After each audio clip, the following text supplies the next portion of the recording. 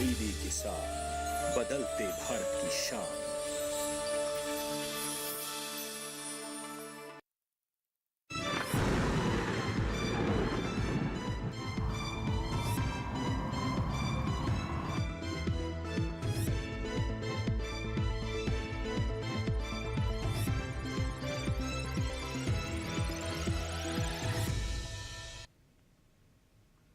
नमस्कार, मौसम खबर में आपका स्वागत है। मैं हूं अंजू सिंह। मौसम खबर में जानेंगे अगले 24 से 48 घंटों में कैसा रहेगा मौसम का हाल, कहां होगी बारिश, कहां चलेंगी तेज हवाएं, तापमान की स्थिति क्या रहेगी। लेकिन शुरुआत करते हैं मौसम से जुड़ी 5 बड़ी खबरों के साथ, यानी 5 बड़ी खबरें जो देश के विभिन्न राज्यों से जुड़ी हुई हैं, उन पर आइए डालते हैं नजर। सबसे पहले हम जम्मू कश्मीर के बारे में आपको बता दें, यहाँ पर इक्का दुक्का जगह पर बर्फबारी की संभावना नजर आ रही है। वहीं अगर हम लद्दाख की बात करें तो आप देख सकते हैं कि लद्दाख में भी बिजली के चमक के साथ तेज हवाएं चलने की संभावना फिलहाल दिखाई दे रही है। अगली जो महत्वपूर्ण खबर है वो हिमाचल प्रदेश से जुड़ी हुई है, जहां पर गिने चुने हिस्सों में बर्फबारी होने की संभावना, यानी हिमाचल प्रदेश में कुछ क्षेत्र भी ऐसे रहेंगे जहां पर बर्फबारी हो सकती है। वहीं ओडिशा की बात करें तो छुटपुट इलाकों में यहां पर बरसात की संभावना बनी हुई है। रायलसीमा से जुड़ी खबर है, जहां कहीं कहीं उमस भरा दिन रह सकता है, यानी दिन के वक्त काफी ह्यूमिडिटी आपको यहाँ पर महसूस हो सकती है। आइए बात करते हैं मौसम अलर्ट की, जिसमें हम आपको बताते हैं कि भारत मौसम विज्ञान विभाग की तरफ से देश के किन हिस्सों को लेकर किस तरह का अलर्ट जारी किया गया है। फिलहाल पूरा मैप आप देख रहे हैं, जो क्षेत्र आपको यहाँ पर हरे रंग में दिखाई दे रहे हैं उनको लेकर किसी तरह का कोई अलर्ट नहीं है। हालांकि जो क्षेत्र यहाँ पर पूरे आप देख सकते हैं मैप, उसमें जो पीले रंग में क्षेत्र आपको दिखाई देंगे वहां पर नजर बनाए रखने की आवश्यकता है। तो इसमें अगर हम आपको बताएं जम्मू कश्मीर, लद्दाख, साथ ही साथ हिमाचल प्रदेश की पर नजर डालें तो आप देख सकते हैं कि यहाँ पर गरज चमक के साथ बौछारें पड़ सकती हैं और तेज हवाएं भी चल सकती हैं। बाकी के क्षेत्रों को लेकर, देश के अन्य हिस्सों को लेकर फिलहाल किसी तरह का कोई अलर्ट नहीं है। अब बात करते हैं मौसम पूर्वानुमान की, जिसमें हम आपको बारिश के पूर्वानुमान के बारे में जानकारी देते हैं।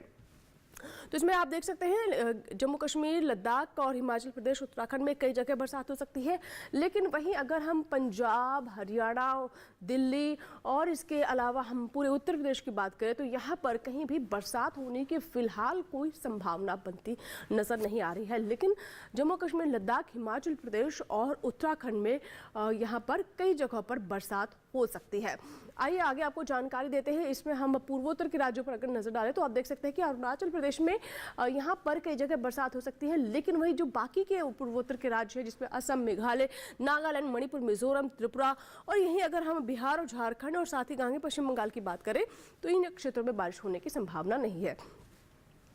दक्षिण की ओर रुख करते हैं, जिसमें आप देख सकते हैं कि केरल में हालांकि कहीं कहीं बारिश हो सकती है। एक बार फिर से बारिश की यहाँ पर शुरुआत हो चुकी है। वहीं अन्य जो दक्षिण के राज्य, जिसमें तमिलनाडु, भीति दक्षिण कर्नाटक, रायलसीमा, तटीय आंध्र प्रदेश, तेलंगाना और भीति उत्तर कर्नाटक है, यहाँ पर फिलहाल बारिश के आसार अगले 24 से 48 घंटों में बनते नजर नहीं आ रहे हैं। पूरे मध्य भारत में कहीं भी बारिश का अनुमान नहीं है, जिसमें पश्चिमी मध्य प्रदेश, पूर्वी मध्य प्रदेश, छत्तीसगढ़, विदर्भ, मराठवाड़ा, मध्य महाराष्ट्र, वहीं अगर हम गुजरात की तरफ करें और पंजाब के नीचे आप देखिए यहाँ पर राजस्थान में भी कहीं भी फिलहाल बारिश होने की संभावना नजर नहीं आ रही है। अब बात करते हैं मौसम की चाल की, यानी पिछले 24 घंटों में मौसम का मिजाज कैसा रहा, कहाँ बारिश हुई, क्या स्थिति रही, आइए उस पर हम नजर डालते हैं। जिसमें जम्मू कश्मीर, लद्दाख, हिमाचल प्रदेश, उत्तराखंड की बात करें तो आप देख सकते हैं कि यहाँ पर गरज चमक के साथ कहीं कहीं पिछले 24 घंटों में यहाँ पर ओलावृष्टि भी हुई, कहीं कहीं बर्फबारी भी हुई है। हिमाचल प्रदेश, उत्तराखंड में भी आप ऐसे ही हालात देख रहे हैं। आइए आगे आपको बताते हैं कि जो दूसरे क्षेत्र थे, राज्य थे, वहाँ पर पिछले 24 घंटों में क्या हालात रहे। जिसमें अरुणाचल प्रदेश में आप देख सकते हैं कि यहाँ पर कहीं कहीं आप देख रहे हैं कि बारिश हुई है और इसके अलावा कहीं कहीं ओलावृष्टि भी हुई है। नागालैंड, मणिपुर, मिजोरम, त्रिपुरा, असम, मेघालय, उप हिमालय, पश्चिम बंगाल और सिक्किम सब जगह पर गरज चमक के साथ बारिश हुई है। इसी तरीके से गांगे पश्चिम बंगाल में भी स्थिति दर्ज की गई है। दक्षिण में अगर हम नजर डालें केरल पर तो आप देख सकते हैं कि पिछले 24 घंटों में कहीं कहीं केरल में बारिश दर्ज की गई है और इसी तरीके से अगले 24 से 48 घंटों में संभावना बनती नजर आ रही है। मध्य भारत पर नजर डालें तो पूर्वी मध्य प्रदेश और साथ ही छत्तीसगढ़ में पिछले 24 घंटों में कहीं कहीं बारिश दर्ज की गई है। तो देश के विभिन्न हिस्सों में पिछले 24 घंटों में मौसम का क्या हाल था, इसके बारे में अभी हमने आपको जानकारी दी। फिलहाल मौसम खबर में यहाँ वक्त हुआ एक छोटे से ब्रेक का, कहीं मत जाएगा, ब्रेक के बाद में मौसम खबर जारी रहेगा।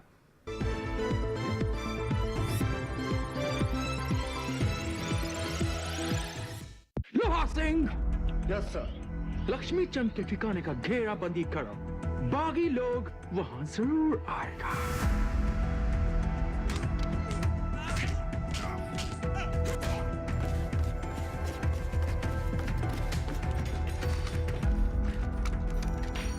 भीमा चलो, ये पैसा हमारा है, चलो इसे।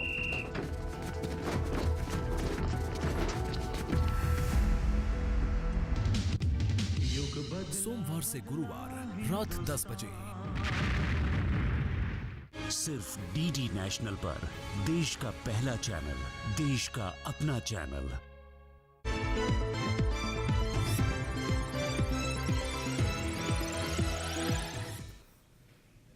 ब्रेक के बाद एक बार फिर आपका स्वागत है। आप देख रहे हैं मौसम खबर, और मौसम खबर के इस भाग में हम बात करते हैं एयर क्वालिटी इंडेक्स यानी वायु गुणवत्ता की। देश के जो मुख्य बड़े शहर हैं वहां की हवा की स्थिति क्या है, यानी वायु गुणवत्ता क्या है, आइए नजर डालते हैं। राजधानी दिल्ली की सबसे पहले आपको तस्वीर दिखा रहे हैं। आप देख रहे हैं यहाँ पर 135 है, जो कि फिलहाल बेहतर स्थिति में नजर आ रही है, संतोषजनक है। यहाँ की एयर क्वालिटी लखनऊ में भी 120 है और ये भी संतोषजनक श्रेणी में ही है। आगे आपको जानकारी देते हैं कैसी रही एयर क्वालिटी पटना की। तो आप देख रहे हैं पटना में जहां पहले हालात काफी खराब थे, अब बेहतर नजर आ रहे 144 है और ये भी संतोषजनक श्रेणी में अब यहाँ की एयर क्वालिटी पहुंच गई है। बेंगलुरु पर नजर डालें तो बेंगलुरु में 120 है और ये भी संतोषजनक श्रेणी में है। हालांकि 100 से 20 अंक ऊपर होने की वजह से इसे हम संतोषजनक श्रेणी में रख रहे हैं। पुणे में 150 है और ये भी सेटिस्फैक्ट्री है, संतोषजनक श्रेणी में है पुणे की भी आबो हवा। आगे नजर डालते हैं हैदराबाद पर। तो आप देख सकते हैं कि हैदराबाद में 144 है गुणवत्ता सूचकांक और ये भी संतोषजनक श्रेणी में बनी हुई है। कोलकाता की बात करें तो कोलकाता में हालांकि अभी थोड़ी बिगड़ी हुई है, जो एयर क्वालिटी है वो आप देख रहे हैं कि 200 से ऊपर है, 220 है और ये थोड़ी खराब है। मुंबई में एक 249 है और ये भी थोड़ी खराब की स्थिति में नजर आ रही है। और अहमदाबाद की बात करें तो 141 है, यानी 200 से नीचे लेकिन 100 से ऊपर, इसीलिए ये भी संतोषजनक कैटेगरी में ही रखी जा रही है। अब बात करते हैं पर्यटक स्थलों के पूर्वानुमान की, यानी जो पर्यटन पूर्वानुमान है। देश के विभिन्न जो लोकप्रिय पर्यटन स्थल है वहां पर अगले 24 से 48 से या पहले कहें अगले 4 दिनों में कैसा रहेगा मौसम का मिजाज। तो आइए नजर डालते हैं जम्मू कश्मीर के गुलमर्ग पर। तो आप देख रहे हैं बुधवार को यहाँ पर बादल छाए रहेंगे, धूप भी खिली रहेगी, यानी पार्शली ये क्लाउडी रहेगा। गुरुवार को यहाँ पर बर्फबारी हो सकती है, बुधवार को यहाँ पर पार्शियल क्लाउडी है, शुक्रवार को भी ऐसे हालात रहेंगे। अधिकतम तापमान 2 डिग्री सेल्सियस पर कांस्टेंट है अगले 4 दिनों में, उसमें कोई तब्दीली नहीं है। उत्तराखंड की मसूरी की बात करें तो आप देख सकते हैं कि बुधवार को यहाँ पर बादल नहीं है, बिल्कुल क्लियर स्काई है, चटक धूप होगी। लेकिन गुरुवार को एक बार फिर से बादल छा सकते हैं, शुक्रवार और शनिवार आते आते फिर से बादल छट सकते हैं, बिल्कुल क्लियर स्काई रहेगा। तापमान में थोड़ा उतार चढ़ाव आप जरूर देख रहे हैं, 15 से 17 डिग्री सेल्सियस के बीच में तापमान रहेगा। न्यूनतम तापमान 6 से 7 डिग्री सेल्सियस। तो देश के विभिन्न हिस्सों में कैसा रहेगा तापमान का हाल, इसमें हम बता रहे हैं वो स्थल जो पर्यटन के हिसाब से काफी महत्वपूर्ण है। इसी तरीके से उत्तर प्रदेश के वाराणसी की बात करें तो चारों ही दिन काफी यहाँ पर मौसम बिल्कुल साफ रहेगा, क्लियर स्काई रहेगा, चटक धूप यहाँ पर खिली रहेगी। अधिकतम तापमान 28 से 30 डिग्री सेल्सियस के बीच में, न्यूनतम तापमान 11 से 12 डिग्री सेल्सियस। वाराणसी में ये है मौसम का मिजाज अगले 4 दिनों में। तो ये आप देख रहे हैं कि स्थिति यहाँ पर क्या रहने वाली है। बिहार के गया की बात करें तो बुधवार को 30 डिग्री सेल्सियस अधिकतम, गुरुवार को आप देख रहे हैं बादल छाए रहेंगे लेकिन तापमान 30 डिग्री सेल्सियस ही रहेगा। उसके बाद शुक्रवार शनिवार को तापमान में 1 डिग्री से यहाँ पर गिरावट हो सकती है। अधिकतम तापमान 29 डिग्री सेल्सियस, न्यूनतम तापमान आप देख रहे हैं 13 से 14 डिग्री सेल्सियस यहाँ पर अगले 4 दिनों में तापमान दर्ज किया जाएगा। बिहार की गया की स्थिति है अगले 4 दिनों की। और इसी तरीके से पूर्वोत्तर की बात करें तो असम के सिलचर में आप देख रहे हैं कि चारों ही दिन फॉग और मिस्ट रहेगा। अधिकतम तापमान जहां बुधवार को देख रहे हैं 30 डिग्री सेल्सियस है, उसके बाद ये 31 डिग्री सेल्सियस यानी 1 डिग्री सेल्सियस से इजाफा हो सकता है और 31 डिग्री सेल्सियस अगले 3 दिनों में यहाँ पर तापमान रहेगा। न्यूनतम तापमान आप देख रहे हैं 14 से 17 डिग्री सेल्सियस के बीच में ऊपर नीचे होगा। न्यूनतम तापमान में थोड़ी वेरिएशन अगले 4 दिनों में यहाँ पर महसूस की जाएगी। और इस तरीके से सिक्किम के गंगटॉक की बात करें तो बुधवार को फॉग और मिस्ट है, गुरुवार शुक्रवार को बारिश हो सकती है, शनिवार आते आते आप देख रहे हैं फिर से बारिश थम जाएगी लेकिन मौसम तब भी साफ नहीं होगा, क्लियर स्काई रहने की संभावना नहीं नजर आ रही है। अधिकतम तापमान 17 से 18 डिग्री सेल्सियस, न्यूनतम तापमान 9 डिग्री सेल्सियस पर यहाँ पर दर्ज किया जाएगा। तो ये स्थिति है सिक्किम के गंगटॉक की। और आइए आगे बढ़ते हैं और अब आपको जानकारी देते हैं तेलंगाना के निजामाबाद की। तो चारों दिन फॉग और मिस्ट के हालात है, क्लियर स्काई नहीं है, धूप नहीं खिलेगी और अधिकतम तापमान आप देख रहे हैं 34 से 35 डिग्री सेल्सियस। न्यूनतम तापमान यहाँ आप देख रहे हैं कि पहले बुधवार और गुरुवार को 22 डिग्री सेल्सियस है, शुक्रवार शनिवार को 23 डिग्री सेल्सियस यहाँ पर तापमान दिखाई दे रहा है। यानी जो पूर्वानुमान है वो यही है तेलंगाना के निजामाबाद की स्थिति अगले 4 दिनों की अभी आपने देखी।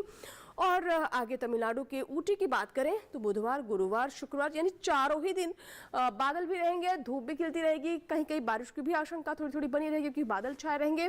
अधिकतम तापमान 26 डिग्री सेल्सियस बिल्कुल कांस्टेंट है, कोई उतार चढ़ाव नहीं है। न्यूनतम तापमान यहाँ आप देख रहे हैं 11 से 12 डिग्री सेल्सियस के बीच में रहेगा, जिससे बुधवार को 11 डिग्री सेल्सियस है, उसके बाद यहाँ भी 1 डिग्री सेल्सियस से इजाफा है और अगले 3 दिन 12 डिग्री सेल्सियस यहाँ पर तापमान फिक्स रहेगा। महाराष्ट्र के औरंगाबाद की बात करें तो चारों ही दिन चटक धूप रहेगी, धूप के साथ साथ आपको गर्मी भी महसूस हो सकती है क्योंकि तापमान यहाँ 34 डिग्री सेल्सियस तक जा रहा है। बुधवार को 32 डिग्री, 33 डिग्री, फिर 34 डिग्री, यानी चारों ही दिन आप देख रहे हैं कि जो ट्रेंड है वो ऊपर की तरफ है। तापमान में इजाफा अगले 4 दिनों में होता हुआ दिखाई दे रहा है। न्यूनतम तापमान भी अभी आप देख रहे हैं कि यहाँ न्यूनतम तापमान भी बढ़ता नजर आ रहा है, 14 से 17 डिग्री सेल्सियस। गुजरात के अहमदाबाद की बात करें तो यहाँ भी तापमान काफ़ी ज़्यादा है, आप देख रहे हैं 34 डिग्री सेल्सियस, 35 डिग्री सेल्सियस हो रहा है।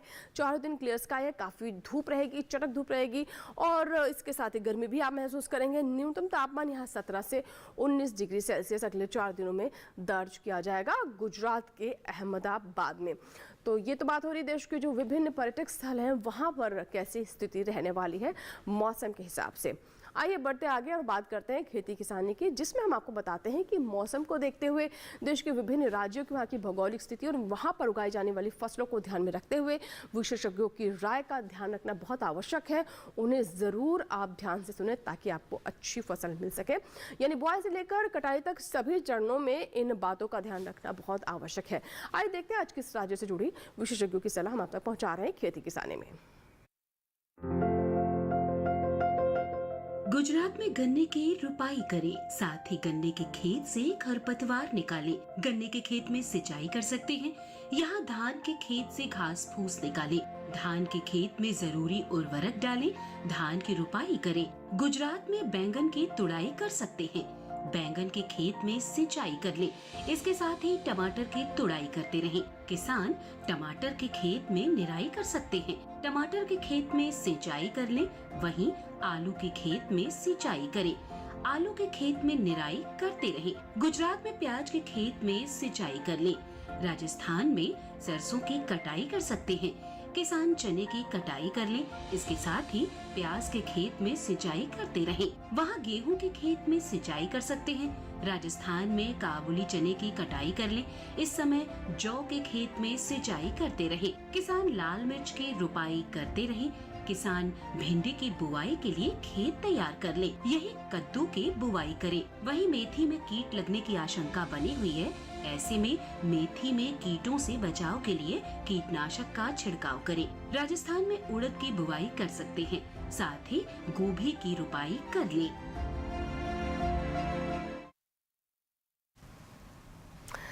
तो अभी आपने देखी आज की फसल और आइए अब कार्यक्रम को आगे बढ़ाते हैं और आपको बताते हैं कि क्या है हमारे विशेषज्ञों की सलाह, यानी इस मौसम को लेकर अलग अलग विभिन्न जो फसलें हैं इनमें कौन सी विशेष बातों का ध्यान रखना है। इसको लेकर पुणे के मौसम कृषि वैज्ञानिक क्या जानकारी दे रहे हैं, आइए जानते हैं। जम्मू और कश्मीर में मौसम साफ होने के पश्चात मृदा में नमी की उपलब्धता को ध्यान में रखते हुए फसलों की बुआई एवं रुपाई के कार्य पुनः प्रारंभ कर सकते हैं।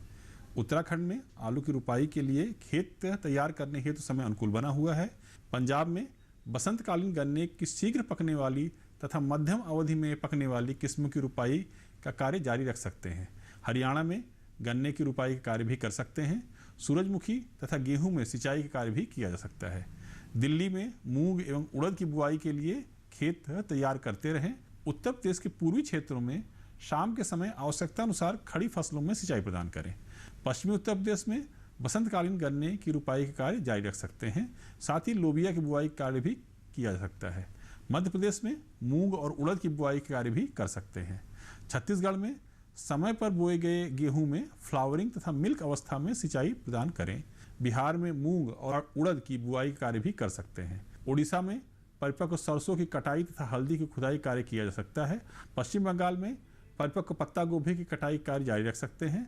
अरुणाचल प्रदेश में यदि WRC धान की कटाई कार्य अभी भी शेष हो तो यह कार्य मौसम साफ होने पर अविलंब पूर्ण कर लें। गुजरात में ग्रीष्मकालीन धान के पौधों का प्रतिरोपण जारी रखें। कर्नाटक में परिपक्व ज्वार, प्याज, आलू एवं चना की कटाई कार्य भी कर सकते हैं। महाराष्ट्र में परिपक्व गेहूं, ज्वार, चना, हल्दी, अदरक एवं सब्जियों की कटाई कार्य करते रहें। रबी फसलों में जहां पर आवश्यक हो सिंचाई भी प्रदान कर सकते हैं। आशा करते हैं कि मौसम खबर से आपको फ़ायदा हो रहा होगा। चलते चलते एक और जानकारी दे दें कि आप हमारा एक कार्यक्रम मौसम खबर हमारे YouTube चैनल पर भी देख सकते हैं। इसके लिए टेलीविजन स्क्रीन पर दिखाए जा रहे इस QR कोड को स्कैन करें और @DD किसान चैनल, जो कि हमारा YouTube ID है, इसे आप YouTube में जाकर सर्च कर सकते हैं। और यहाँ लेंगे आपसे इजाज़त। मौसम खबर में मौसम का ताज़ा हाल और कृषि सलाह लेकर फिर होंगे हाजिर। तब तक आप बने रहें दूरदर्शन किसान के साथ। नमस्कार।